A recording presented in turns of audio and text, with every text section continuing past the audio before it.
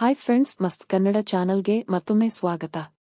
ಮಕ್ಕಳಿಗೆ ವಿದ್ಯಾಬುದ್ಧಿಯನ್ನ ಕಲಿಸಿಕೊಡಬೇಕಾದ ಗುರುಗಳೇ ದಾರಿ ತಪ್ಪಿ ಗುರುವಿನ ಸ್ಥಾನಕ್ಕೆ ಕಳಂಕ ತರುತ್ತಿದ್ದಾರೆ. ಸ್ಕೂಲ್ಗಳಲ್ಲಿ, ಕಾಲೇಜುಗಳಲ್ಲಿ, ಯೂನಿವರ್ಸಿಟಿಗಳಲ್ಲಿ ಕೆಲವರು ಟೀಚರ್ಸ್, ಲೆಕ್ಚರರ್ಸ್ ಕಾಮಂದರಾಗಿ ಬದಲಾಗಿ ವಿದ್ಯಾರ್ಥಿಗಳಿಗೆ ಲೈಂಗಿಕ ಕಿರುಕುಳ ಕೊಡುತ್ತಿದ್ದಾರೆ. ನಾನು ಹೇಳಿದಂತೆ ಕೇಳದಿದ್ದರೆ ನಿನ್ನ ಭವಿಷ್ಯ ಹಾಳು ಮಾಡ್ತೇನೆ ಅಂತ ಬೆದರಿಸುವುದರಿಂದ ವಿದ್ಯಾರ್ಥಿಗಳು ಕೂಡ ಭಯಪಟ್ಟು ಅವರ ಬಗ್ಗೆ ಎಲ್ಲೂ ಕೂಡ ಬಾಯಿ ಬಿಚ್ಚೋದಿಲ್ಲ. ಈ ವಿಡಿಯೋದಲ್ಲಿ ಮಾತನಾಡಿಕೊಳ್ಳುತ್ತಿರುವ ಇನ್ಸಿಡೆಂಟ್ ಬಗ್ಗೆ ಕೇಳಿದರೆ ಒಬ್ಬ ಟೀಚರ್ ಈ ರೀತಿ ಕೂಡ ಇರ್ತಾರ ಅಂತ ಅನ್ಸುತ್ತೆ. ಡೆಲ್ಲಿಯಲ್ಲಿನ ಚಕ್ರಪುರ್ ಎಂಬ ಗ್ರಾಮದಲ್ಲಿ ಲಕ್ಷ್ಮಣ್ ಹಾಗೂ ಶ್ರೀಲಕ್ಷ್ಮಿ ಎಂಬ ದಂಪತಿಗಳು ವ್ಯವಸಾಯ ಮಾಡಿಕೊಳ್ಳುತ್ತಾ ತಮ್ಮ ಇಬ್ಬರು ಮಕ್ಕಳನ್ನು ಪೋಷಿಸುತ್ತಾ ಇರ್ತಾರೆ. ಅದರಲ್ಲಿ ಮೊದಲನೇ ಸಂತಾನ ಕೌಶಿಕ್. ಈ ದಂಪತಿಗಳಿಗೆ ವಿದ್ಯೆ ಇಲ್ಲದೆ ಇದ್ದರೂ ಕೂಡ ತಮ್ಮ ಮಕ್ಕಳನ್ನು ಚೆನ್ನಾಗಿ ಓದಿಸಿ ಅವರಿಗೆ ಒಳ್ಳೆ ಜೀವನ ಕೊಡಬೇಕು ಅಂತ ಅಂದುಕೊಂಡಿರುತ್ತಾರೆ. ಇವರಿದ್ದ ಗ್ರಾಮದಲ್ಲಿ 7ನೇ ತರಗತಿಯವರೆಗೆ ಮಾತ್ರ ಇದ್ದಿದ್ದರಿಂದ 20 km ಅಷ್ಟು ದೂರದಲ್ಲಿರುವ ಶಾಲೆಗೆ ಕೌಶಿಕನ ಸೇರಿಸಿ ಓದಿನಲ್ಲಿ ಚುರುಕಾಗಿದ್ದ ಕೌಶಿಕ್ ಎಲ್ಲಾ ಪರೀಕ್ಷೆಗಳಲ್ಲಿ ಒಳ್ಳೆ ಅಂಕಗಳನ್ನ ತೆಗೆದುಕೊಂಡು ಪಾಸ್ ಆಗ್ತಿದ್ದ. ಇಷ್ಟೇ ಅಲ್ಲದೆ ಒಳ್ಳೆ ಹೈಟ್ ವೇಟ್ ಇದ್ದಿದ್ದರಿಂದ 15 ವರ್ಷ ವಯಸ್ಸಿಗೆನೇ 22 ವರ್ಷ ವಯಸ್ಸಿನ ಯುವಕನಂತೆ ಕಾಣಿಸ್ತಿದ್ದ ಕೌಶಿಕ್ ಓದಿಕೊಳ್ಳುತ್ತಿದ್ದ ಶಾಲೆಗೆ ಮಲೈಕಾ ಎಂಬ ಹೊಸ ಟೀಚರ್ ಬರ್ತಾರೆ. ಈ ಟೀಚರ್ ಡೆಲ್ಲಿಯಲ್ಲೇ ಹುಟ್ಟಿ ಬೆಳೆದು ನಂತರ ಬಿಇಡಿ ಕಂಪ್ಲೀಟ್ ಮಾಡಿ ಗವರ್ನಮೆಂಟ್ ಟೀಚರ್ ಆಗಿ ಜಾಬ್ಗೆ ಜಾಯಿನ್ ಆಗ್ತಾಳೆ. ಈಕೆಗೆ ಜಾಬ್ ಬಂದ ಕೂಡಲೇ ತಂದೆ ತಾಯಿ ವರುಣ್ ಎಂಬ ವ್ಯಕ್ತಿಯೊಂದಿಗೆ ಮದುವೆ ಮಾಡಿಸ್ತಾರೆ. ಆದರೆ ಕೆಲ ದಿನಗಳು ಚೆನ್ನಾಗಿ ಸಂಸಾರ ನಡೆಸಿದ ಮೇಲೆ ನಿಧಾನವಾಗಿ ಮಲೈಕಾಗೆ ಇದ್ದ ಅಫೈರ್ಸ್ ಬಗ್ಗೆ ತನ್ನ ಪತಿಗೆ ಗೊತ್ತಾಗಿ ಶಾಕ್ ಆಗ್ತಾನೆ. ಇದರ ಬಗ್ಗೆ ಆಕೆಯನ್ನ ಕೇಳಿದಾಗ ನಿನ್ನಿಂದ ನನಗೆ ಪೂರ್ತಿ ತೃಪ್ತಿ ಸಿಗ್ತಿಲ್ಲ, ಇದಕ್ಕಾಗಿ ಹೀಗೆ ಮಾಡ್ತಿದ್ದೇನೆ ಅಂತ ಹೇಳ್ತಾಳೆ. ಹೆಂಡತಿಯ ಲೈಂಗಿಕ ಕೋರಿಕೆಗಳನ್ನ ತೀರಿಸಲಾಗದೆ ವರುಣ್ ಆಕೆಗೆ ಡಿವೋರ್ಸ್ ಕೊಡ್ತಾನೆ. ಈ ರೀತಿ ಮಲೈಕಾ ಹೊಸ ಬಾಯ್ ಫ್ರೆಂಡ್ಸ್ ರನ್ನ ಬದಲಾಯಿಸ್ತಾ ಇರ್ತಾಳೆ. ಇದನ್ನು ನೋಡಿದ ಆಕೆಯ ತಂದೆ ತಾಯಿ ಮಲೈಕಾಗೆ ಸಂಬಂಧಿಕರ ಹುಡುಗನನ್ನ ಕೊಟ್ಟು 2ನೇ ಮದುವೆ ಮಾಡ್ತಾರೆ. ಆದರೆ ತನಗೆ ಆ ವ್ಯಕ್ತಿ ಕೂಡ ಕೆಲ ದಿನಗಳ ನಂತರ ಬೋರ್ ಆಗ್ತಾ ಇದ್ದಾನೆ ಅಂತ ಆತನಿಗೂ ಡಿವೋರ್ಸ್ ಕೊಡ್ತಾಳೆ. ನಂತರ ಮಲೈಕಾಗೆ ಡೆಲ್ಲಿಯಿಂದ ಛತ್ತರ್ಪುರ್ಗೆ ಟ್ರಾನ್ಸ್ಫರ್ ಆಗಿದ್ದರಿಂದ ಪ್ರತಿದಿನ ಟ್ರಾವೆಲ್ ಮಾಡಲು ಕಷ್ಟ ಆಗುತ್ತೆ ಅಂತ ಛತ್ತರ್ಪುರಲ್ಲೇ ಒಂದು ಮನೆಯನ್ನ ಬಾಡಿಗೆ ತೆಗೆದುಕೊಂಡು ಅಲ್ಲೇ ಜೀವಿಸ್ತಾಳೆ. ಮರುದಿನ ಶಾಲೆಗೆ ಹೋದಾಗ ಮಲೈಕಾ ಕಾಮದ ಕಣ್ಣಿಗೆ ಒಳ್ಳೆಯ ಹೈಟ್ ಪರ್ಸನಾಲಿಟಿ ಇರುವ 15 ವರ್ಷ ವಯಸ್ಸಿನ ಕೌಶಿಕ್ ಕಾಣಿಸ್ತಾನೆ. ಆತನ ಮೇಲೆ ಈಕೆಗೆ ಆಸೆ ಚಿಗುರುತ್ತೆ.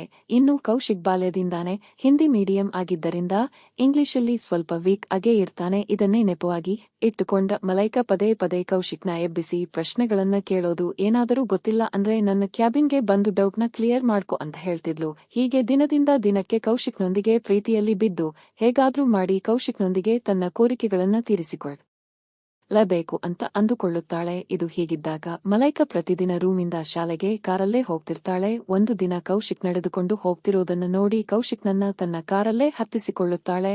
ಆಗ ಆತನೊಂದಿಗೆ ಮಾತನಾಡುತ್ತಾ, ನೀನು ಚೆನ್ನಾಗಿ ಓದಿಕೊಳ್ಳುತ್ತೀಯ, ನನ್ನಂತೆ ನಿನಗೆ ಗವರ್ನಮೆಂಟ್ ಜಾಬ್ ಬರಬೇಕು ಅಂದ್ರೆ ಇಂಗ್ಲಿಷ್ನ ಚೆನ್ನಾಗಿ ಕಲಿತುಕೋ, ಇಲ್ಲದಿದ್ದರೆ ಈ ಕಾಂಪಿಟೇಷನ್ ವರ್ಲ್ಡ್ ಅಲ್ಲಿ ಜಾಬ್ ಸಿಗೋದು ತುಂಬಾ ಕಷ್ಟ ಅಂತ ಹೇಳ್ತಾಳೆ. ಆಗ ಕೌಶಿಕ್ ಸ್ವಲ್ಪ ನರ್ವಸ್ ಆಗ್ತಾನೆ. ತಾನು ಟ್ಯೂಷನ್ಗೆ ಹೋಗಲು ತಮ್ಮ ಮನೆಯ ಪರಿಸ್ಥಿತಿ ಸರಿ ಇಲ್ಲ, ಫೀಸ್ ಕಟ್ಟಲಾಗದೆ ಗವರ್ನಮೆಂಟ್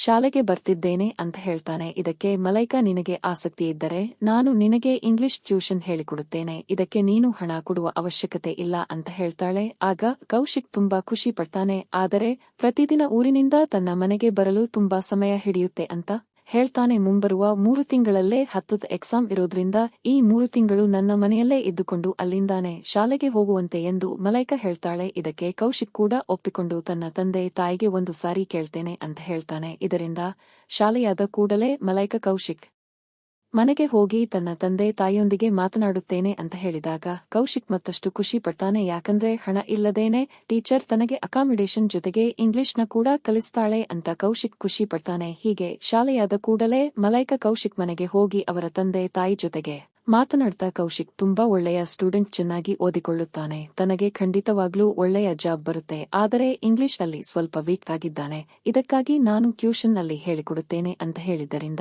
ಕೌಶಿಕ್ ತಂದೆ ತಾಯಿ ಕೂಡ ಒಪ್ಪಿಕೊಳ್ಳುತ್ತಾರೆ. ಹೀಗೆ ಮರುದಿನ ಕೌಶಿಕ್ ತನ್ನ ಲಗೇಜ್ ಇಂದ ಮಲೈಕಾ ಮನೆಗೆ ಹೋಗ್ತಾನೆ. ಮರುದಿನ ಅಲ್ಲಿಂದಾನೆ ಇಬ್ಬರು ಸೇರಿ ಶಾಲೆಗೆ ಹೋಗ್ತಾರೆ. ಶಾಲೆ ಮುಗಿದ ಮೇಲೆ ಮನೆಗೆ ಬಂದ ಮಲೈಕಾ ಕೌಶಿಕ್ನನ್ನ ಹೇಗಾದ್ರೂ ಮಾಡಿ ತನ್ನ ಬಲೆಯಲ್ಲಿ ಹಾಕೋಬೇಕು ಅಂತ ಪ್ರಯತ್ನ ಪಡ್ತಾಳೆ. ಒಂದ್ಸಲ ಸ್ನಾನ ಮಾಡಿಕೊಂಡು ಟವಲ್ ಮೇಲೆನೆ ಕೌಶಿಕ್ ಮುಂದೆ ಸುತ್ತಾಡೋದು, ಚಿಕ್ಕ ಬಟ್ಟೆ ಧರಿಸಿ ಆತನನ್ನ ಸೆಡ್ಯೂಸ್ ಮಾಡಲು ಪ್ರಯತ್ನಿಸುತ್ತಾಳೆ. ಆಮೇಲೆ ತನಗೆ ಇಷ್ಟವಾದ ಊಟವನ್ನ ಆರ್ಡರ್ ಮಾಡಿ ಕೌಶಿಕ್ಗೆ ತಿನ್ನಿಸ್ತಾಳೆ. ಆದರೆ ಟೀಚರ್ ಮೇಲೆ ಅಂತಹ ಕೆಟ್ಟ ಅಭಿಪ್ರಾಯವಿಲ್ಲದ ಕೌಶಿಕ್ ಯಾವಾಗ್ಲೂ ಓದಿಕೊಳ್ಳುತ್ತಾನೆ ಇರ್ತಾನೆ. ಹೀಗೆ ದಿನಗಳು ಕಳೆದಂತೆ ಮಲೈಕಾಗೆ ಕೋಪ ಬಂದು ಹೀಗೆ ಇದ್ರೆ ಆಗೋದಿಲ್ಲ ಅಂತ ಮಲೈಕಾ ಫ್ರೆಂಡ್ ಆದ ಪ್ರಿಯಾಂಕಾಗೆ ಈ ವಿಷಯವನ್ನ ಹೇಳ್ತಾಳೆ. ಆಕೆ 2 ವಯಾಗ್ರ ಮಾತ್ರೆಗಳನ್ನ ಹಾಲಲ್ಲಿ ಬೆರೆಸಿ ಕೊಟ್ಟರೆ ಅವನೇ ನಿನ್ನ ಹಿಂದೆ ಬರ್ತಾನೆ ಅಂತ ಹೇಳ್ತಾಳೆ. ಹೀಗೆ ಮರುದಿನ ಭಾನುವಾರ ಆಗಿದ್ದರಿಂದ ಮಲೈಕಾ ಇಂದು ಹೇಗಾದರೂ ಮಾಡಿ ಆಸೆ ತೀರಿಸಿಕೊಳ್ಳಬೇಕು ಅಂತ ಮೆಡಿಕಲ್ ಶಾಪ್ಗೆ ಹೋಗಿ ಕೆಲವು ವಯಾಗ್ರಗಳನ್ನ ಕೊಂಡುಕೊಳ್ಳುತ್ತಾಳೆ. ಮುಂಜಾನೆ ತಿಂಡಿ ಆದ್ಮೇಲೆ 1 ಗ್ಲಾಸ್ ಹಾಲಲ್ಲಿ 2 ಮಾತ್ರೆಗಳನ್ನ ಬೆರೆಸಿ ಕೌಶಿಕ್ಗೆ ಕೊಡ್ತಾಳೆ. ಆ ಹಾಲನ್ನ ಕುಡಿದ 1 ಗಂಟೆಯ ನಂತರ ಕೌಶಿಕ್ಗೆ ತನ್ನ ಫೀಲಿಂಗ್ಸ್ ನ ಕಂಟ್ರೋಲ್ ಮಾಡಲು ಆಗೋದಿಲ್ಲ.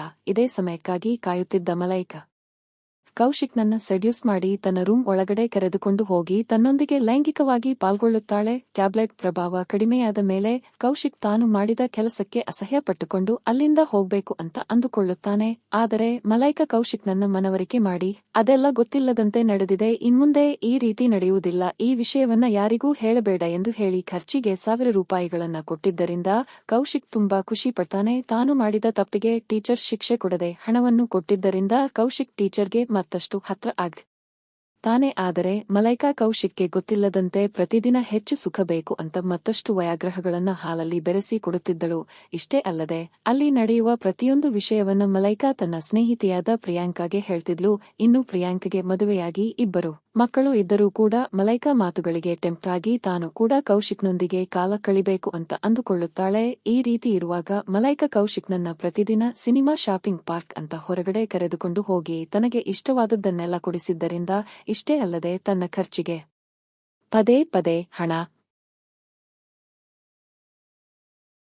ಆ ಹಣವನ್ನು ಕೌಶಿಕ್ ತನ್ನ ತಂದೆ ತಾಯಿಗೆ ಕೊಟ್ಟು ಟೀಚರ್ ಮನೆಯಲ್ಲಿ ನಾನು ಕೆಲಸ ಮಾಡುತ್ತಿದ್ದೇನೆ, ಇದಕ್ಕಾಗಿ ಟೀಚರ್ ಹಣ ಕೊಡ್ತಿದ್ದಾಳೆ ಅಂತ ಹೇಳ್ತಾನೆ. ಇದರಿಂದ ಕೌಶಿಕ್ ತಂದೆ ತಾಯಿ ಕೂಡ ಖುಷಿ ಪಡ್ತಾರೆ. ಈ ರೀತಿ ಇರುವಾಗ ಒಂದು ಭಾನುವಾರದಂದು ಪ್ರಿಯಾಂಕಾ ಮಲೈಕಾ ಮನೆಗೆ ಬರ್ತಾಳೆ. ಇಬ್ಬರೂ ಕೂತು ಮದುವೆಯ ಸೇವಿಸುತ್ತಾ ಆ ದಿನ ಕೌಶಿಕ್ನೊಂದಿಗೆ ಮಲಗಬೇಕು ಅಂತ ಅಂದುಕೊಳ್ಳುತ್ತಾರೆ. ಇದರಿಂದ ಕೌಶಿಕ್ಗೆ ಡ್ರಿಂಕ್ ಮಾಡು ಅಂತ ಫೋರ್ಸ್ ಮಾಡ್ತಾರೆ. ಆದರೆ ಕೌಶಿಕ್ ನಿರಾಕರಿಸಿದ್ದರಿಂದ ಪ್ರಿಯಾಂಕಾ 2 ಮಾತ್ರೆಗಳನ್ನ ಜ್ಯೂಸಲ್ಲಿ ಬರೆಸಿ ಕೌಶಿಕ್ಗೆ ಕೊಡ್ತಾಳೆ. ಹೀಗೆ ಅದನ್ನ ಕುಡಿದ ಮೇಲೆ ಪ್ರಿಯಾಂಕಾ ಮಲೈಕಾ ಸೇರಿ ಕೌಶಿಕ್ ನೊಂದಿಗೆ 2 ಗಂಟೆಗಳ ಕಾಲ ತಮ್ಮ ಕೋರಿಕೆಗಳನ್ನು ತೀರಿಸಿಕೊಳ್ಳುತ್ತಾರೆ. ಆಮೇಲೆ ಕೌಶಿಕ್ಗೆ ಸುಸ್ತಾಗಿ ನಿದ್ದೆಗೆ ಜಾರುತ್ತಾನೆ. ಆದರೆ ಪ್ರಿಯಾಂಕಾ ತನಗೆ ಇನ್ನೂ ಸಾಕಾಗಿಲ್ಲ ಅಂತ ಕೌಶಿಕ್ನ ಕರೆದಾಗ ನನ್ನಿಂದ ಆಗೋದಿಲ್ಲ ಅಂತ ಹೇಳ್ತಾನೆ. ಇದರಿಂದ ಇನ್ನೂ 3 ಮಾತ್ರೆಗಳನ್ನ ಜ್ಯೂಸಲ್ಲಿ ಬರೆಸಿ ಕೌಶಿಕ್ಗೆ ಕುಡಿಸುತ್ತಾರೆ. ಆಮೇಲೆ ಕೌಶಿಕ್ ಪ್ರಿಯಾಂಕಾ ಸಂಭೋಗದಲ್ಲಿರುವಾಗ ಕೌಶಿಕ್ಗೆ ತಲೆ ಸುತ್ತಿ ವಾಂತಿಯಾಗಿ ಅಲ್ಲೇ ಪ್ರಜ್ಞೆ ತಪ್ಪಿ ಬೀಳ್ತಾನೆ. ಇದರಿಂದ ಭಯಪಟ್ಟ ಮಲೈಕಾ ಪ್ರಿಯಾಂಕಾ ತಕ್ಷಣವೇ ಆಸ್ಪತ್ರೆಗೆ ಕರೆದುಕೊಂಡು ಹೋಗ್ತಾರೆ.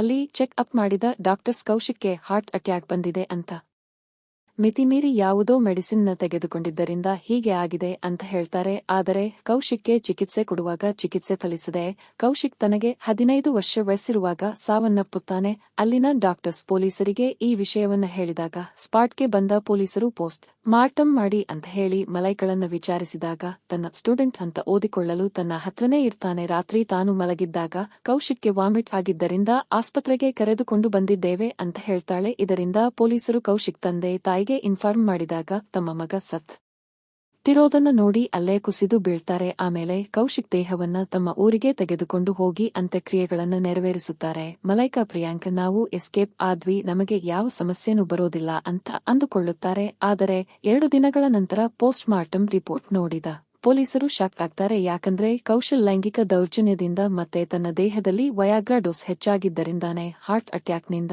ಸತ್ತಿದ್ದಾನೆ ಅಂತ ಗೊತ್ತಾಗಿ ಮಲೈಕಾಳನ್ನ ಎಂಕ್ವೈರಿಗೆ ಕರೀತಾರೆ. ಮಲೈಕಾ ಇದಕ್ಕೂ ಮುಂಚೆ ಹೇಳಿದ ಕಥೆಯನ್ನೇ ಮತ್ತೆ ಹೇಳ್ತಾ ಇದ್ದಿದ್ದರಿಂದ ಪೊಲೀಸರಿಗೆ ಅನುಮಾನ ಬಂದು ತಮ್ಮ ಸ್ಟೈಲ್ ಅಲ್ಲಿ ವಿಚಾರಿಸಿದಾಗ ಭಯಪಟ್ಟು ಮಲೈಕಾ ನಡೆದ ವಿಷಯವನ್ನೆಲ್ಲ ಹೇಳ್ತಾಳೆ. ಇದರಿಂದ ಮಲೈಕಾ ಹಾಗೂ ಪ್ರಿಯಾಂಕಾ ಮೇಲೆ ಫೋಕ್ಸೋ ಕೇಸ್ನ ನಮೂದಿಸಿ ಇವರಿಬ್ಬರಿಗೆ ಲೈಂಗಿಕ ಕಿರುಕುಳ ಹಾಗೂ ಹತ್ಯೆ ಕೇಸ್ ಹಾಕಿ ಜೈಲಿಗೆ ಕಳುಹಿಸುತ್ತಾರೆ. ಈ ಸುದ್ದಿ ಹೊರಗಡೆ ಬಂದು ಎಲ್ಲಾ ಕಡೆ ವೈರಲ್ ಆಗುತ್ತೆ. ಇದಕ್ಕಾಗಿ ಯಾರನ್ನೂ ನಂಬಿಕೊಂಡು ಎಲ್ಲಿಗೂ ಹೋಗಬಾರದು, ಯಾಕಂದ್ರೆ ಯಾರೋ ಉದ್ದೇಶ ಅವರಿಗೇನೆ ಇರುತ್ತೆ. ಅವರು ತಮಗೋಸ್ಕರ ನಮ್ಮನ್ನ ಉಪಯೋಗಿಸಿಕೊಳ್ತಾರೆ. ಆದರೆ ಕೊನೆಗೆ ಬಲಿಯಾಗೋದು ಮಾತ್ರ ಕೌಶಿಕ್ನಂತಹ